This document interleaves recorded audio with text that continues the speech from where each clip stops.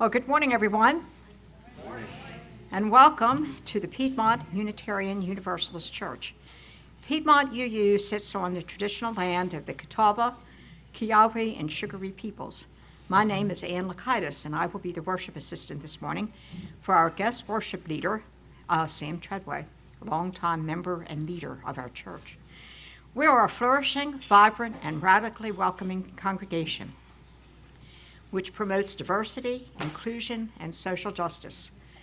We provide a safe haven for creative intellectual growth, spiritual development, and a deep sense of community for all who join us.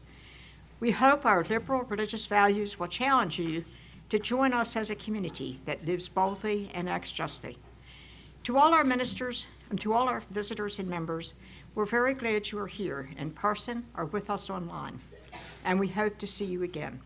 Your presence is a gift to us.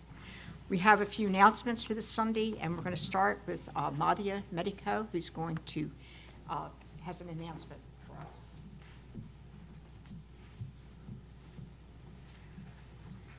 Good morning, everyone.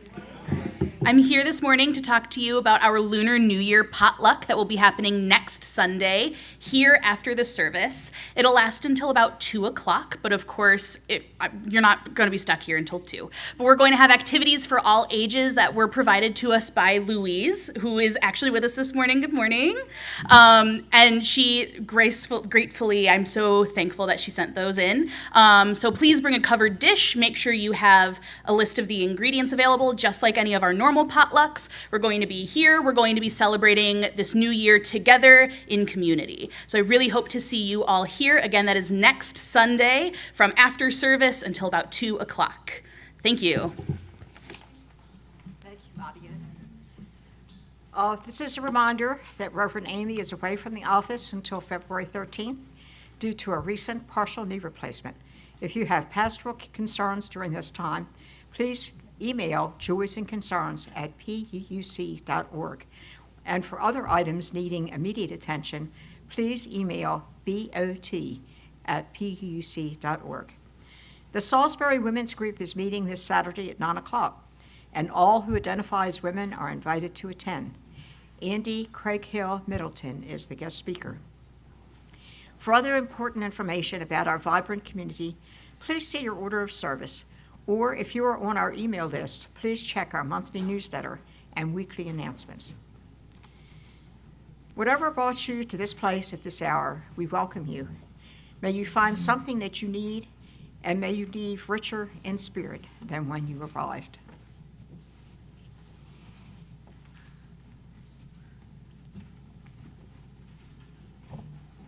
Good morning.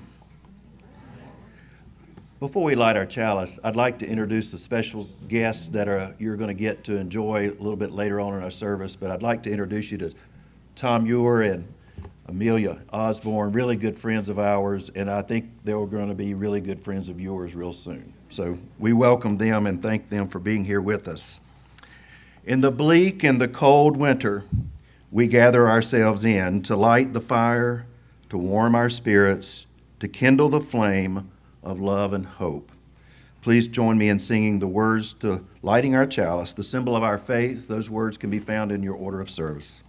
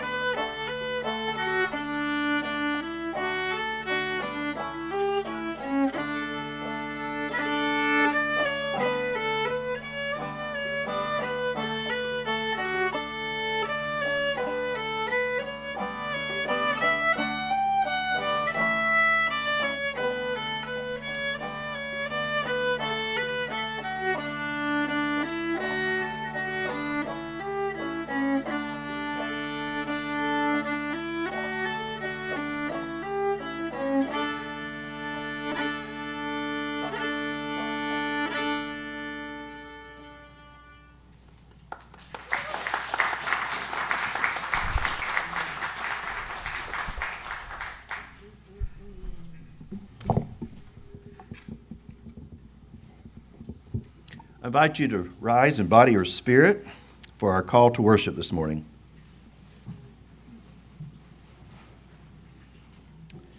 In times like these, we can sometimes feel like a ship lost at sea. In times like these, the chill in the air can enter our very souls.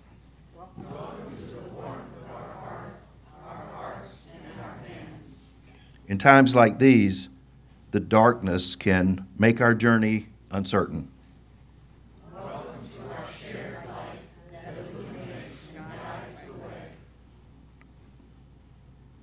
Welcome, friends, both old and new, as we worship together in the assurance, warmth, and light of our shared flame. Welcome one and all to the safety of our shore.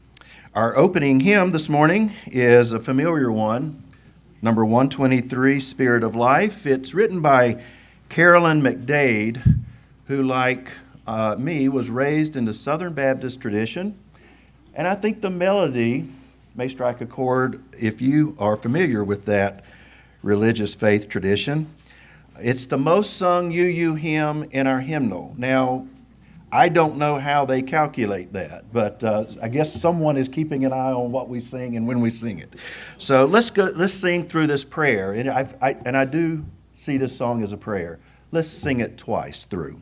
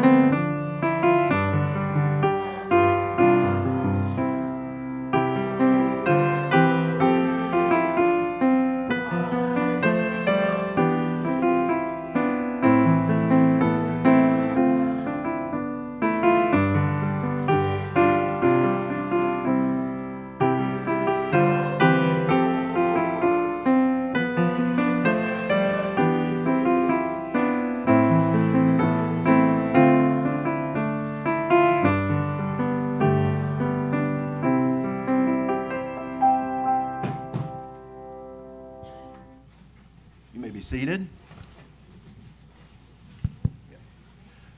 So we have a special story that we're going to share today. When I was thinking of our topic, I think you'll find out in just a few minutes why this came to mind.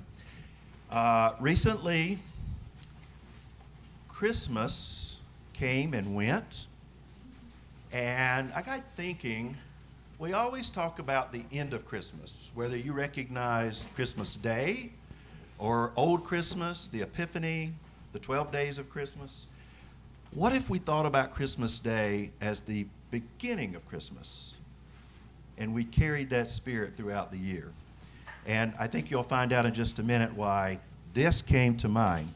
Now, I will tell you, this is going to be a little bit different in that if you cannot see this very well right here, feel free to move or whatever you need to do because that's pretty important. I'm going to let Amelia, are you going to tell us what we're looking at while I get the lights and all that set up for us? Thank you for having us. So this is called a cranky, and if you're not quite familiar with it, it's, you look back, you think of folks like the old tube TVs, but even back before then, this is an old folk that method of telling stories. And it is just a beautiful box that Tom built, but there's a scroll of paper standing upright, and it's all rolled onto this. And this is an actual crank, so we call it cranky. And we'll crank these, and it pulls the paper along the front and tells our story. And it goes along with a beautiful song that Tom has written, so we're excited to share that. But check it out, and then afterwards, if you want to come, I'll tell you more than you want to know about them probably, and show you from behind the scenes afterwards. So.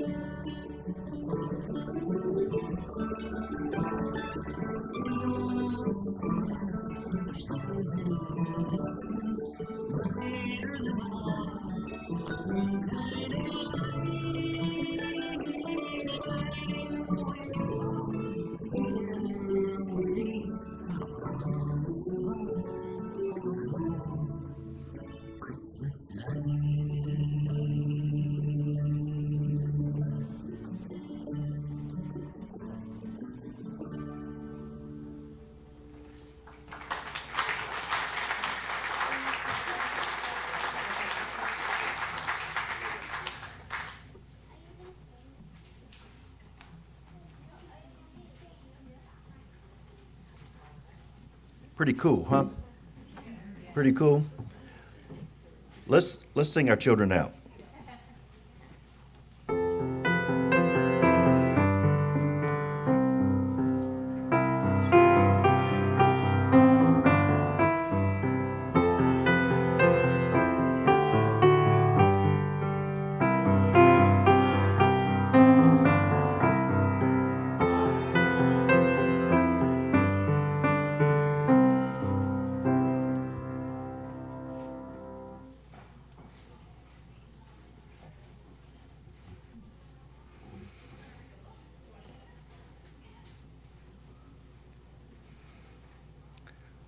This is a special time, a time of ritual and sacred sharing, a time for sharing our joys and sorrows, our concerns and milestones.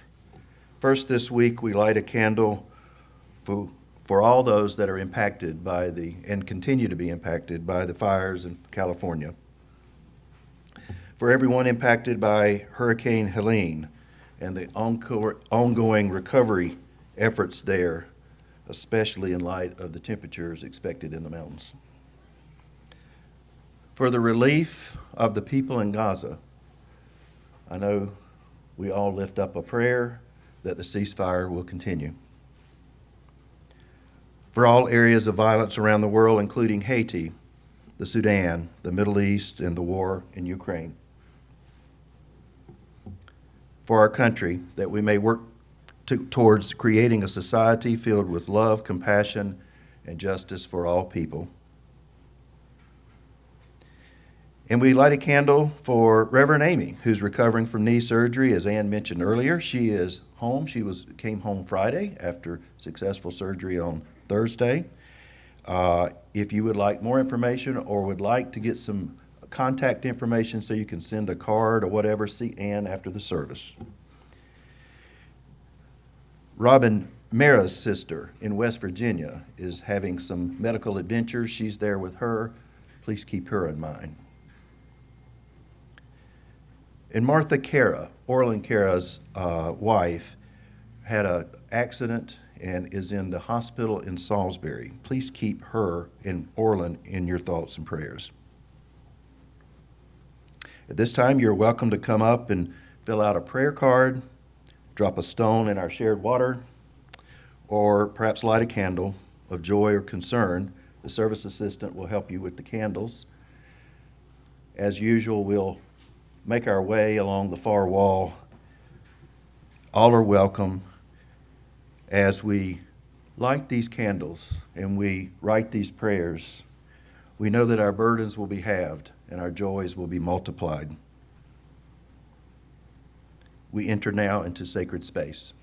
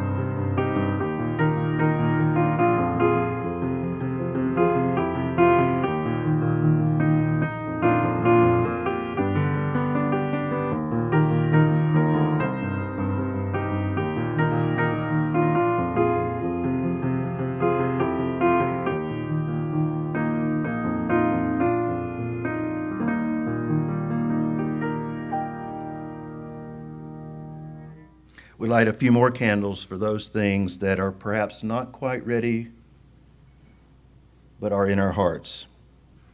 They're unspoken, but also so important.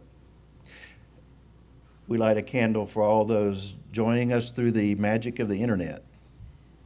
We know that they have joys and concerns as well.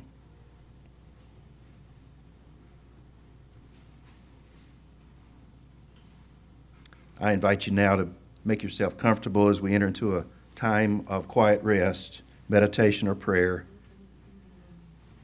as we follow the sound of the singing bowl into the silence. After that, a musical meditation.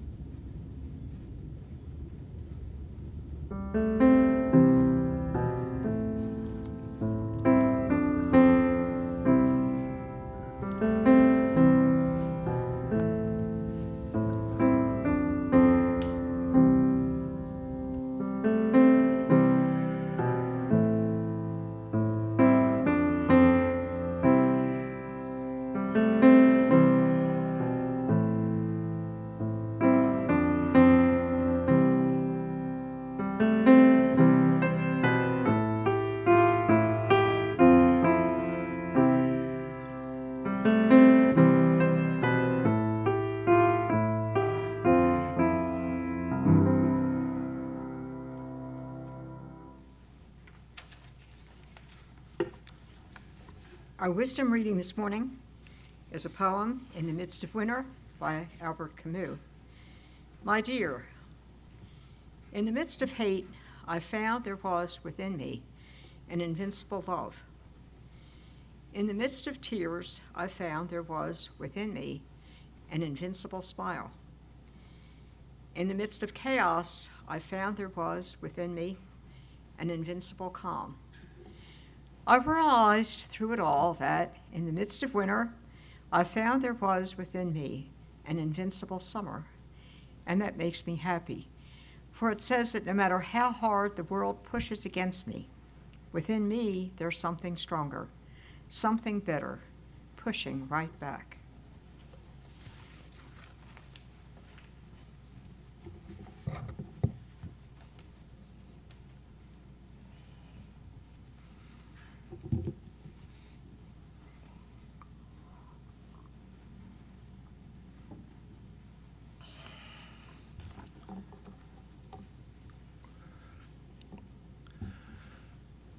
I like winter. I feel like I'm an outlier when it comes to that.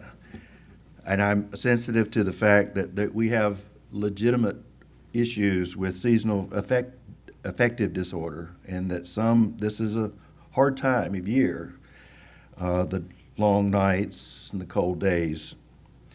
I'm kind of the opposite in that fall's my favorite season, followed by winter. The tree pollen is terrible for me, so spring is hard to enjoy, even though it is very beautiful. And then summer is hell incarnate for me. Heat and humidity, and I just don't understand it. So I'm kind of seasonal affective disorder, but perhaps in an odd way. If you know me, you know that odd comes natural. The title of today's service comes from a book that I read a few months ago, and I mention this in case you are interested in the topic of wintering after today. It's by Catherine May, and it's called Wintering. So I really highly recommend it. It's well done. She takes through a metaphorical year. Each month she talks about her wintering experience. I'm old enough to remember that we invented the term wintry mix. When I was a kid, can anybody in this room remember the name Clyde McLean? Yes. Cloudy, that's right. Cloudy, no rain McLean. He got that nickname because I think he called for rain like 12 consecutive days and it never did rain. So that's how he got the Cloudy, no rain McLean. Channel 3, WBTV. In those days, things were hard. You either predicted snow, sleet, or rain. There was none of this wintry mix kind of thing. They didn't have an out like they do now. And I know when they were calling for wintry weather when I was a little P-dabber, my job, my mom worked, we lived in Monroe or Union County, and my mom worked at Southern Belle downtown. Back then it was downtown. It wasn't uptown or midtown. It was downtown. And she had to get to work no matter what.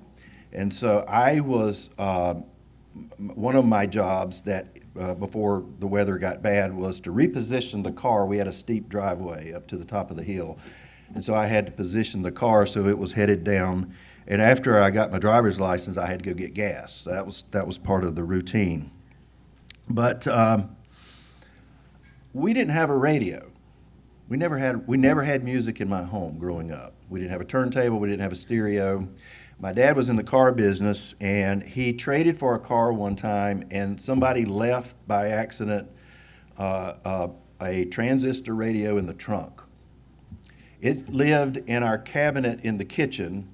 The only time I ever saw that radio operate was on the early mornings when there was a possibility there could have been a school delay or we were out for school. And back in those days, they always did it in alphabetical order, and they would run through those.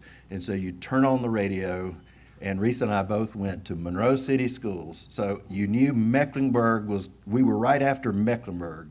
And so you waited for that, and you hoped, and you were just praying, of course, that you would hear your county or your school district mentioned. It would validate or not your gamble on whether to do homework the night before. So I had a vested interest in what we heard from the radio that day. My mom would turn on the radio. It was a plastic radio, and she'd have a cigarette in one hand and a cup of coffee in the other, waiting to see if we were going to have school. But one of the joys of winter for me was waking up with snow unannounced. I still get goosebumps thinking of waking up and looking out, and that was before Brad Panovich.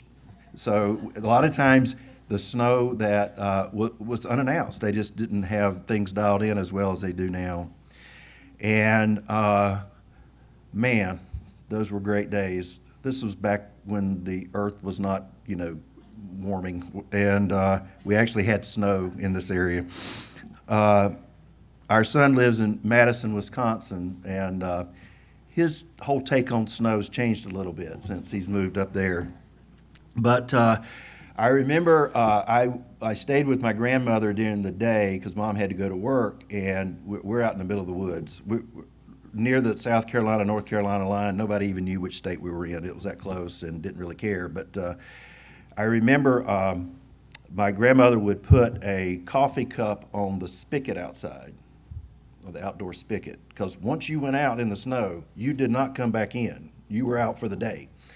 And then she had a what we called a wash house, where her washer was an outbuilding, and she would that's where she would put dinner. Dinner, when I was growing up, was what we call lunch now.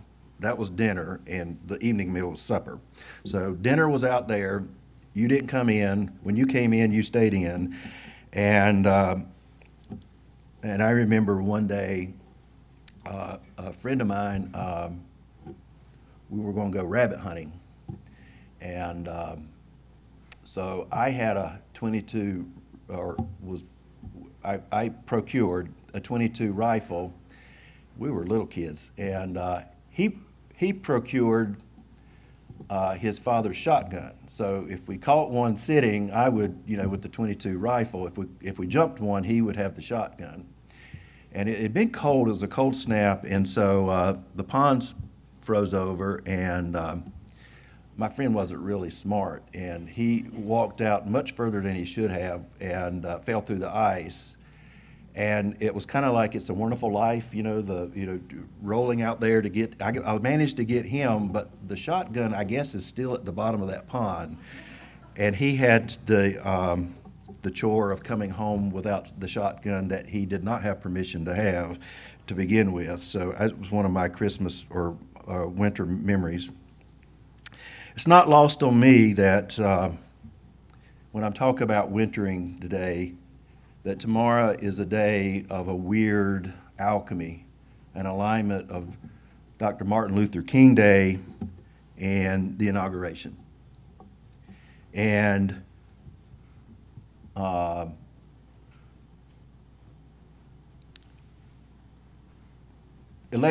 evening of the election was especially difficult for me, November 5th, because for me, maybe for you, the names on the ballot weren't really the names on the ballot. To me, the election was about who we are. And I guess that was why it was such a disappointing day for me. But when I'm talking about winter today, I'm not talking about cold. I'm not talking about snow. I'm talking about the weather inside. I'm talking about the weather in our soul. So what exactly is wintering? We can make a gerund or a verb out of anything. So what is it? What is wintering? Well, for many people, it means an extended stay in Florida, or snowbirding in Phoenix. But for what I'm talking about is wintering and managing through the cold and the dark in our soul, those difficult times. Everybody winters at one time or another. Some winter over and over and over again. Wintering is a season in the cold and in the dark. It is a fallow period of life when you're cut off from the world, feeling rejected, sidelined, blocked from progress, or cast into a role of the outsider. Perhaps it results from an illness or a life event, such as a bereavement or even the birth of a child. Perhaps it comes from a humiliation or failure. Perhaps you're in a period of transition and have temporarily fallen between two colliding worlds. Some winterings creep upon us very slowly, while others come abruptly. The death of a relationship, the gradual ratcheting up of the caring responsibility for our parents as they age, the drip, drip, drip of lost confidence. Some are appallingly sudden, like discovering one day that your skills are for some reason not considered substantial by your employer. The company you work for had gone bankrupt, or your partner is in love with someone new.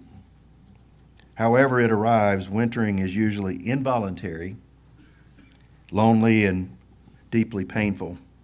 Yet it's also inevitable. We like to imagine that it's possible for life to be one eternal summer and that we can control those things so that winter never arrives. But, you know, the reality is emotionally we're prone for those stifling summers and low, dark winters and the sudden drops in temperature in our soul to the light and the shade. Even if by some extraordinary stroke of luck and self-control, we're able to keep control of our own health and happiness, what about those around us that impact us a lot? We can't avoid those winters. Our parents would age and die. Our friends would undertake minor acts of betrayal, or perhaps the machinations of the world would eventually weigh against us. So, if winter is inevitable, how do we go about wintering? Now, I fully recognize that Unitarian Universalists routinely come to church on Sundays so that someone at the podium can tell them how to live their lives, because that's just who they are. They take direction very well. So I'm not fooling myself into that, but I am going to make some suggestions of some things that seem to work for others. Realizing that we tend to be very independent lot, I don't pretend to have all the answers. It does seem, though, that we can learn from the world of nature of how to winter. I mean, Unitarianism is grounded in the observation and lesson learning from nature. From Ralph Waldo Emerson to Frank Lloyd Wright, we revere the earth-centered spirituality of the Native Americans and the pagans that came before and the pagans that come now. Plants and animals, they don't fight the winter. They don't pretend that it's not happening and attempt to carry on living their same lives as they lived in the summer. They prepare, they adapt. They perform extraordinary acts of metamorphosis to get through it.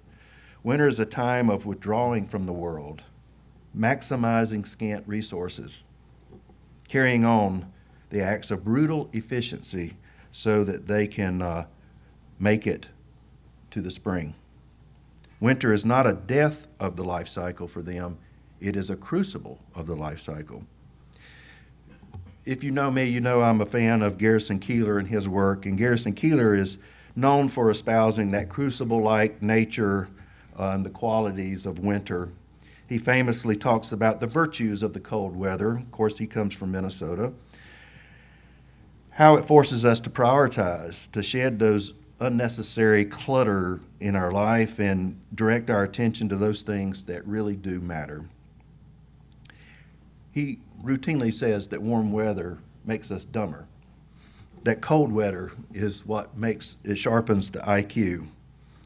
I think he may have a point when you think about what do you read on the beach in the summer versus what you read in your study in the winter.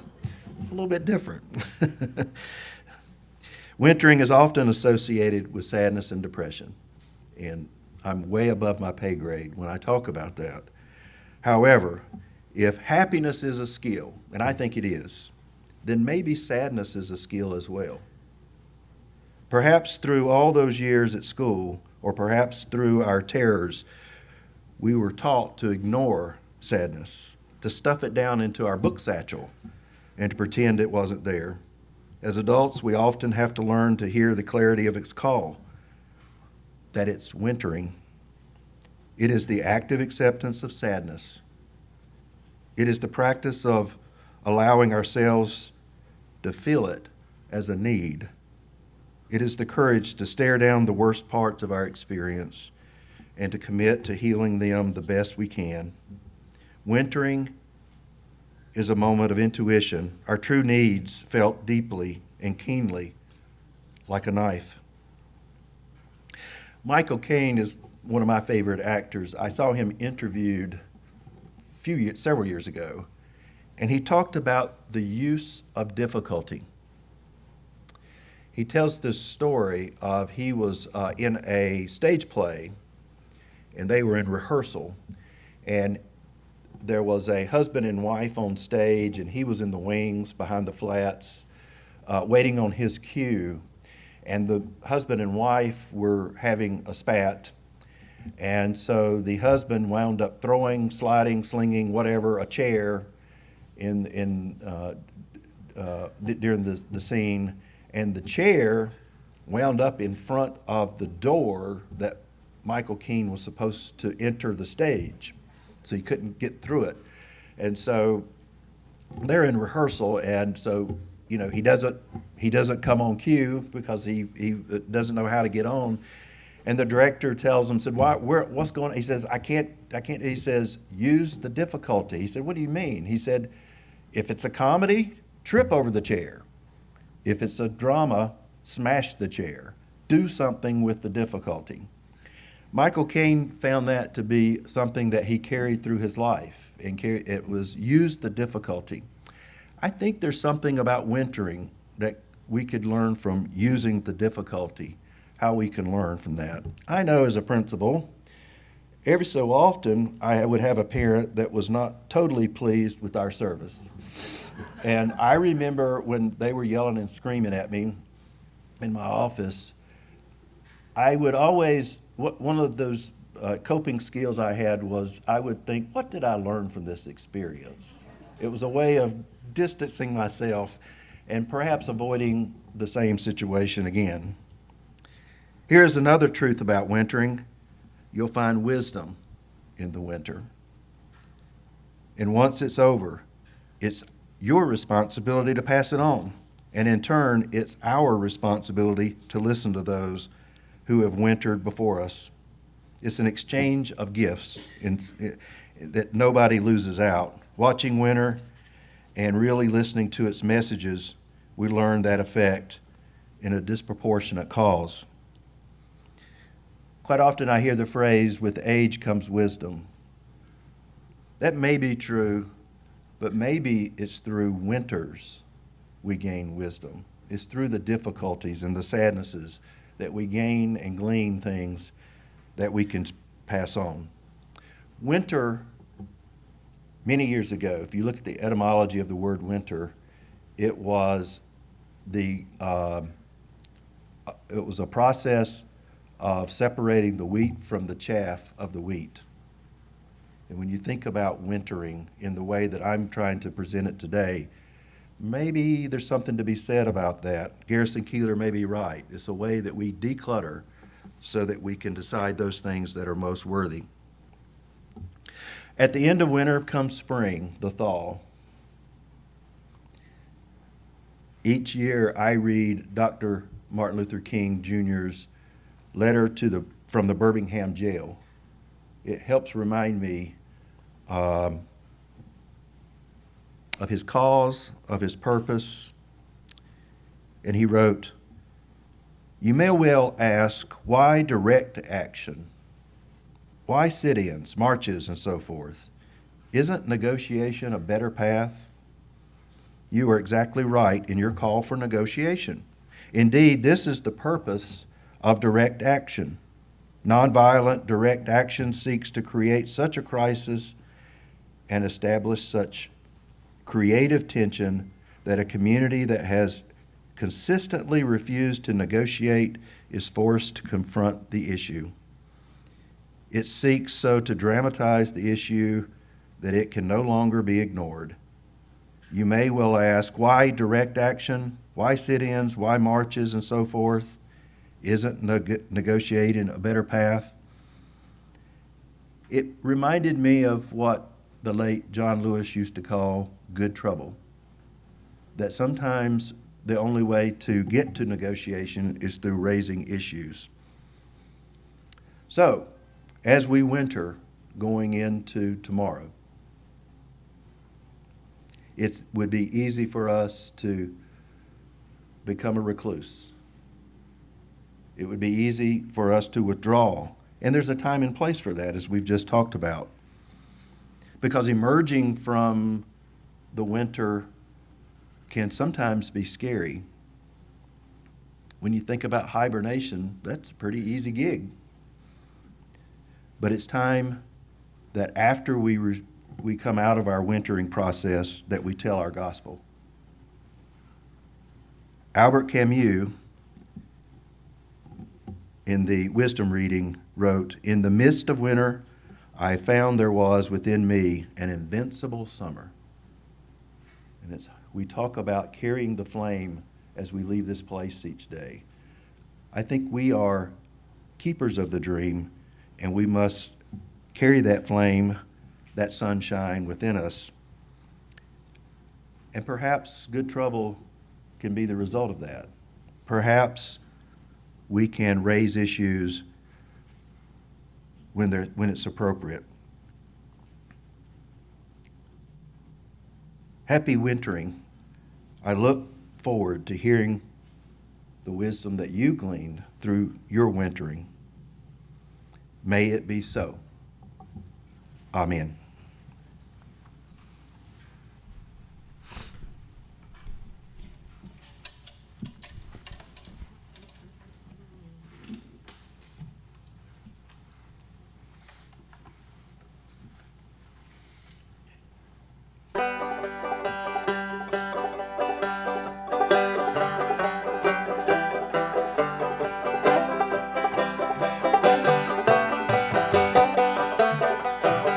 Innocence lost, have we bought into the trappings of the day?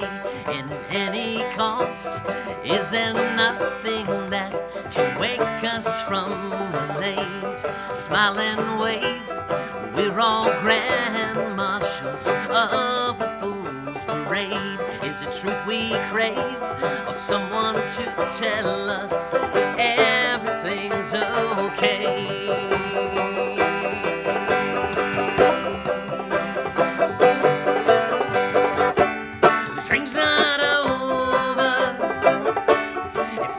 Slinging mud around, but on each side there's good intentions to be found. So can we come together on this piece of common ground?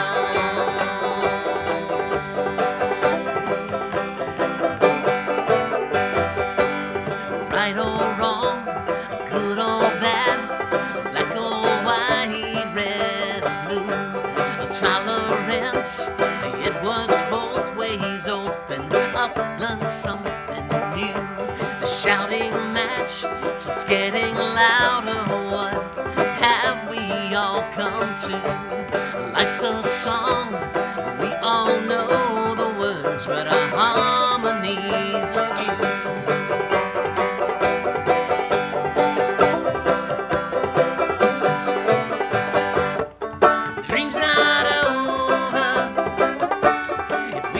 Slinging mud around, but on each side there's good intentions to be found. So can we come together on this piece of common ground?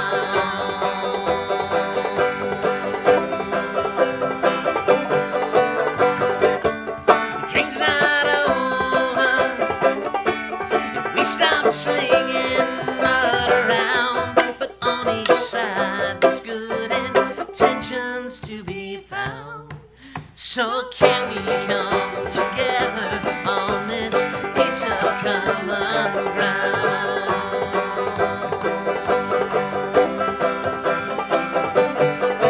Why can't we come together on this piece of common ground?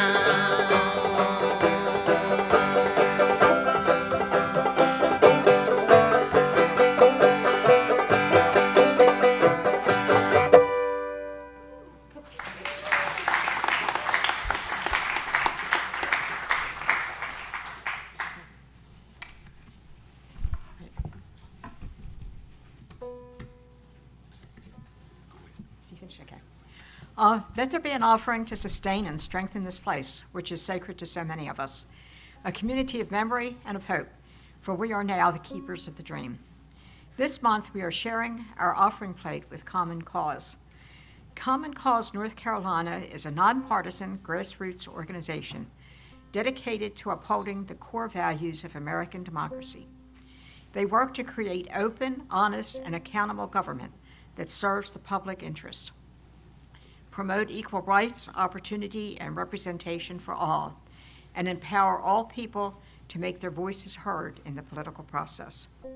We ask that you place your gift in the baskets as they make their way around the room, and you are always welcome to give online at puuc.org or by texting PUUC at the number 73256. Today's offering will now gratefully be received.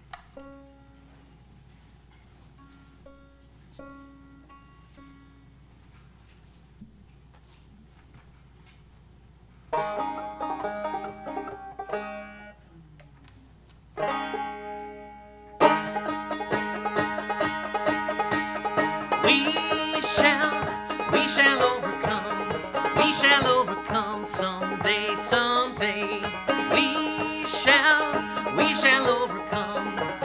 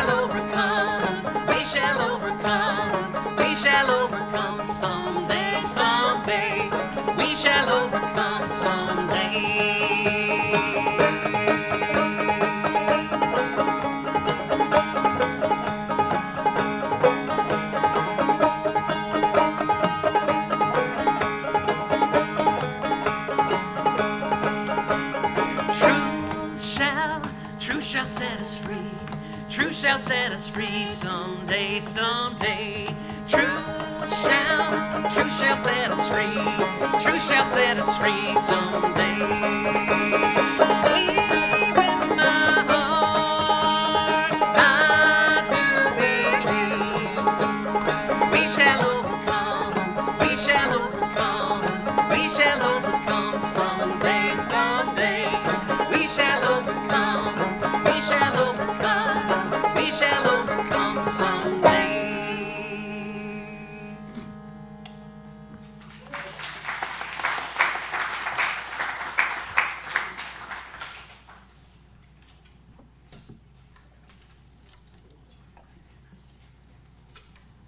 On behalf of a grateful community and a church community, I accept these gifts that are in these baskets and all the gifts that you continue to give to our faith community. Our closing hymn is a little different. We're going to remain seated for it. I don't think you're going to need to know the or need a hymnal or whatever to help you with the words. I'll Fly Away is the most recorded gospel song ever, or so the promoter of it says. It was written by Albert E. Brumley, who was picking cotton in Oklahoma, and he was humming a ballad that he heard prisoners sing. So I'll Fly Away took on a whole new meaning there. They were trying to get out of prison. And so, of course, like I said, it's been recorded by rap artist, and everybody else in between. So we'll stay seated and feel free to join in on the chorus as we sing I'll Fly Away.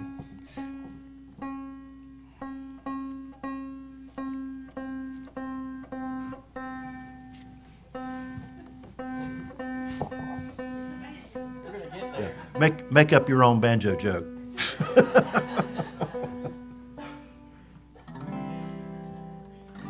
a message in that. That's right. Let's hear it to make sure that's where we're okay. I'm willing to accept that.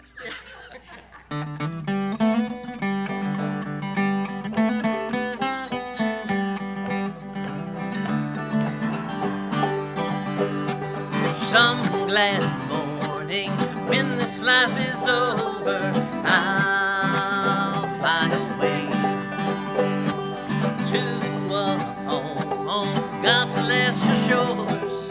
I'll fly away. I'll fly away, oh glory. I'll fly away. When I die, hallelujah, by and by, I'll fly away. When the shadows of this life is gone, I'll fly away. Like a bird from prison bars have flown, I'll fly away. I'll fly away, oh glory, I'll fly away. When I die, hallelujah, by and by, I'll fly away. Oh, how glad and happy when we meet, I'll fly away. No more cold iron shackles on my feet, I'll fly away.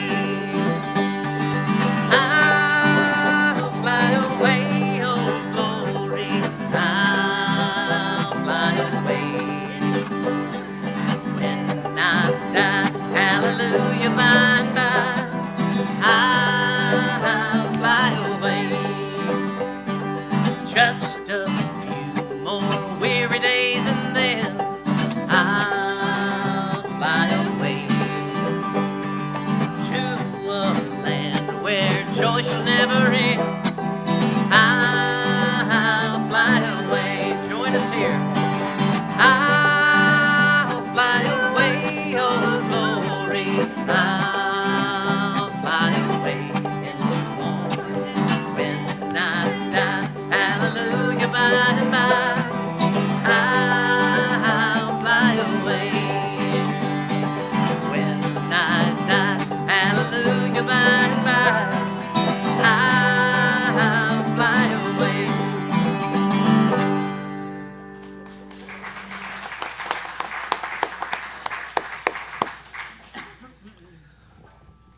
So, before we extinguish our chalice, I offer thanks for the many volunteers. I counted up over 30 people are involved in putting on a service this morning, and I probably missed a couple. And so I just, on behalf of everyone, thank you for everything that you do. I can't thank enough our musicians, Ann, Tom, Amelia, thank you so much for joining us this morning. I want to, as we always do, allow you to raise up those things that you're most thankful for this morning. Community. Music. Winter skies. Mm-hmm. Health, of course. Hope. The release of hostages. Thank you, Ann. Martin Luther King.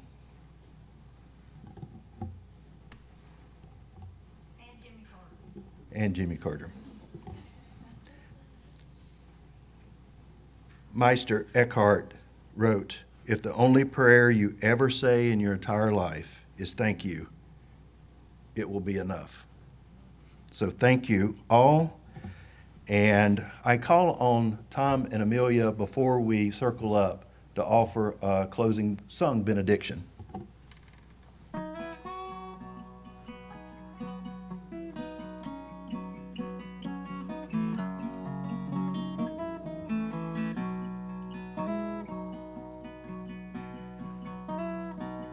It's good night while the song still remains on our lips. Go rest well, soon a new day will dawn. And when sunrise is met by a song in your heart, their warmth, it will carry you on. I will cherish this evening as one of the best, full of hope, not a hint of forlorn. In this world, we can feel like a ship lost at sea, but time with you feels like the shore. We have sung songs and shared smiles, turned strangers to friends. Go in peace as we bid fond adieu. It's our prayer that the Spirit will follow you home. Oh, do what you'd have done to you. I will cherish this evening as one of the best, full of hope, not a hint of forlorn. In this world, we can feel like a ship lost at sea, but time with you feels like the shore. I will cherish this evening as one of the best, full of hope, not a hint of forlorn. In this world, we can feel like a ship lost at sea, but time with you feels like the shore. Time with you Feels like the shore.